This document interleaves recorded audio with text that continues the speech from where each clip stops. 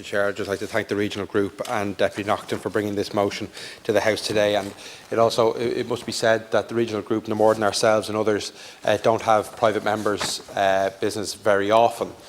So an awful lot of thought and care goes into choosing the issues that are of deemed importance, and this is one that has been long overdue for a thorough debate in the Dáil, and I thank again Deputy Naughton for bringing it.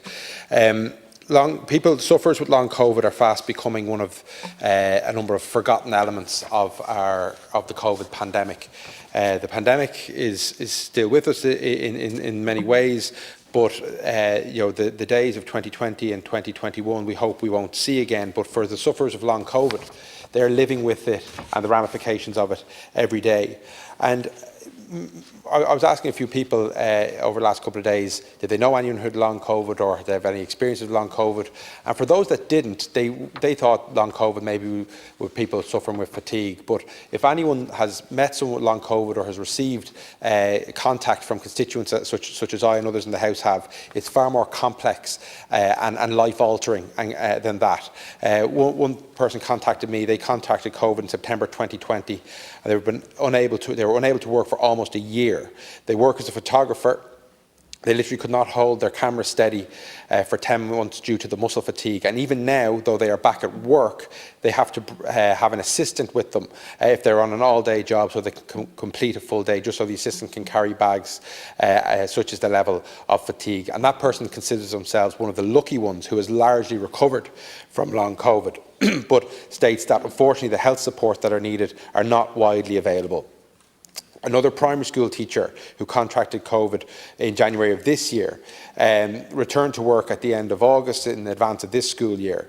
They've since, in their words, crashed many times, unable to complete a school day, and have not received the support within the workplace that they need and that they deserve, and has reluctantly handed in their resignation.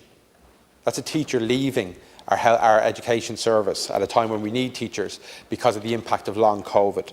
And this isn't a person who is at the end of their career either. This person has said they have a mortgage, they have kids, they have all the bills and all the cost of living pressures, but they just can't continue to work.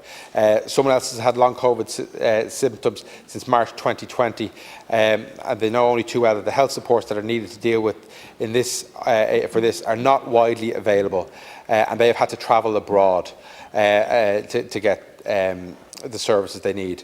Another woman wrote on behalf of her daughter, a young, healthy 37-year-old at the time of contracting COVID, who was working on the front line, infected in March 2020, has not been able to work since then, and again has had to be forced to travel. That's 2.5 years suffering with COVID and now long COVID, who's had to travel abroad for treatment. That is a healthcare worker who's working on the front line. And the final one that I will share today is someone again who contracted COVID in March 2020 and which developed into long COVID. They haven't worked since then. They were in the Blanchardstown clinic being treated before that was closed. They were supposed to be transferred to Beaumont. That hasn't opened. The GP keeps referring them for tests. Most of the time the tests come back not showing anything and there's no further checking, even though for further tests, and the suffering goes on and on and on, being moved from Billy to Jack in the health service and getting absolutely nowhere. So this is a very serious case, and the number of people suffering with long COVID is growing because the people are still contracting the illness, and yet, as this motion speaks to, what's underpinning all of this lack of services is the failure of recruitment and retention of healthcare professionals throughout our health service. So as we move towards the end of 2022 and into 2023, the people who are suffering with long COVID are increasingly feeling forgotten by our health service, maybe forgotten by our political class as well, which is why it's important that we're discussing this today. And on a related area, something that I've raised with the Minister before, is in the area of counselling for people who have lost someone who's passed away with COVID.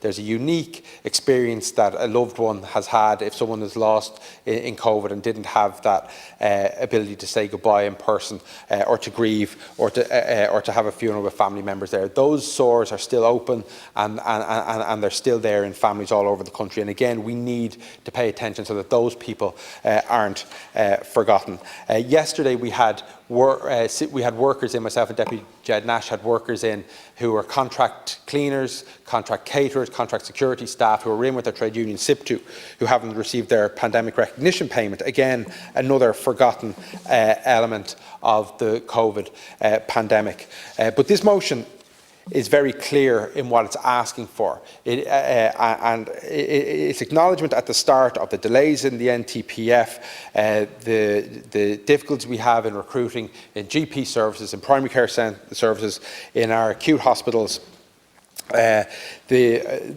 patient waiting lists on our EDs, again, this repeated, continued near collapse and perma crisis that exists in our health service, just to keep acute services running, to keep emergency services running, which means further down the line, people with long COVID, people with post-virus respiratory or non-respiratory conditions are not being given the service they need. So I commend this motion. I know it's not being opposed by government, which is their trick, but you know it has our full support. And what we would like to see after this is a real plan, not a winter plan, not an emergency plan, but a real long-term plan to ensure that the people who are suffering with long COVID will get the symptomatic treatment that they need, in the hope that they can recover or at least manage their symptoms to such an extent that they will be able to lead a fuller life for which they're leading now, because there's thousands of people suffering and there's not enough being done. Thank you.